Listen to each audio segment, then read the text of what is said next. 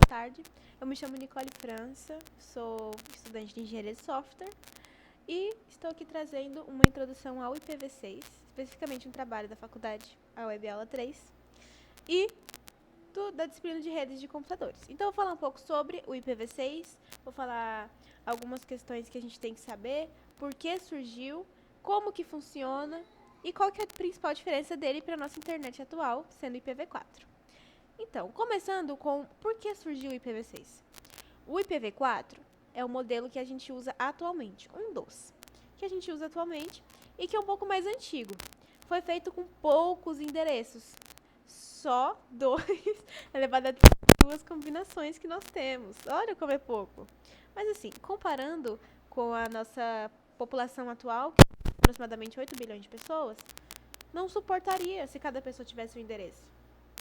Então, isso acontece que com o crescimento da internet das coisas, o 5G, não conseguiu mais suportar o IPv4 sozinho. A conta não fecha. Porque se são 8 bilhões de pessoas, mais cada dispositivo utilizado, empresas, enfim, os endereços basicamente acabaram. Então, o que a gente faz agora? Mas assim, os endereços acabaram já tem um tempo. Então, como que a gente está há tanto tempo tranquilos, né? A Network Address Translation nos ajudou muito. O que é isso?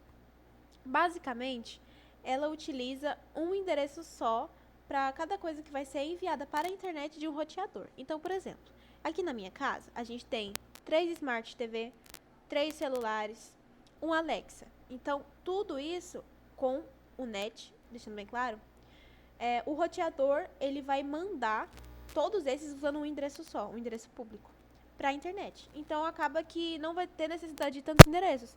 Mas isso tem um problema, por quê? Quebra a comunicação direta.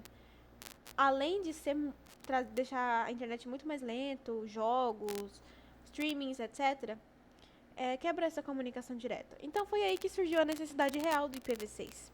Ele mata o net. Então cada dispositivo volta a ter seu endereço público e único no mundo. Aí você vira pra mim e fala, Nicole, mas se são 8 bilhões de pessoas, como que vai ter tantos endereços? É aí que começa.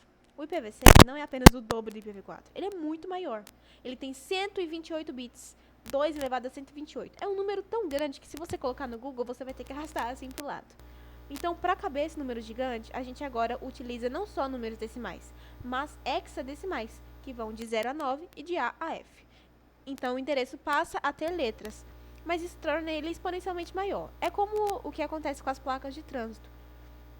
Hoje, as placas de veículos de trânsito, elas têm também letras, porque começou a ter a necessidade de ter muito mais. Porque uma hora acaba, né? O mundo cresce, as coisas crescem, a internet cresce também e surge a necessidade do mesmo jeito. Não é só sobre ter mais endereços. O protocolo ele é mais inteligente. O IPv6 ele tem um cabeçalho bem mais simples do que o IPv4. Então acaba que isso deixa ele mais leve e mais limpo também. Como eu disse, a gente agora mudou de números somente decimais para também hexadecimais. E o dispositivo pode criar seu próprio endereço. Então ele não precisa ficar implorando para o servidor para poder o seu endereço ser criado. O que torna tudo muito mais fácil também, né? Ah, mas como é que vai fazer essa mudança? Então, eles vão ter que rodar juntos por anos, porque não tem só como a gente chegar assim e falar, olha, a partir de hoje IPv4 acabou, a gente vai usar só IPv6. Isso não pode acontecer. Então, o que acontece? Um dispositivo, ele tem IPv4 e IPv6. É uma pilha dupla, eles vão rodar juntos por muito tempo. Apesar de alguns dispositivos só terem o IPv4, a maioria da internet, a gente vai ver, a maioria não, mas quase metade da internet já está rodando junto com o IPv6, o que é uma coisa muito boa. Porque a gente pensa que daqui, assim, aproximadamente uns 50 anos, a gente vai ter aí só o IPv6 rodando na internet. O que não é necessariamente ruim, visto que o IPv4 já não tem mais solução. Então vamos analisar dados concretos e ver como que está funcionando essa coisa do IPv6. Aqui a gente tem a adoção do IPv6 por país. Lembrando que esse gráfico é atual, ele é do ano de 2025. Então vocês podem ver aí na legenda que as regiões onde o IPv6 é mais implementado estão em tons verdes. A gente vê o Brasil, ó, bem aqui. E o Brasil, ele já tá bem legal. Ele tá podendo ser comparado, ó, com os Estados Unidos, o México. A América, em geral, tá aí bem interessante. A gente olha que a Ásia, a Europa, a África ainda estão bem limitadas em relação a isso. Mas o Brasil, Estados Unidos, México, Austrália, Ali, ó, a Índia também. Alguns países já estão bem legais. O Japão também é um desses países. Aqui a gente vê a adoção do IPv6 por, por ano, né? Então a gente vê que em 2010, ó, nada, nem tchum. Depois de 2020, teve um crescimento muito alto. Mas a gente também tem que levar em consideração de que a gente teve a pandemia, né? Que foi um marco muito grande, onde surgiu mais essa necessidade da internet, as pessoas acordaram mais para essa importância, e aí acaba que as coisas foram agindo mais rápido. Mas de qualquer forma, já está bem legal. Lembrando que isso aqui é a porcentagem de usuários que acessam o Google por meio do IPv6. Então a gente pode ver que de 2010 até atualmente, em 2025, já cresceu muito, o que é muito legal.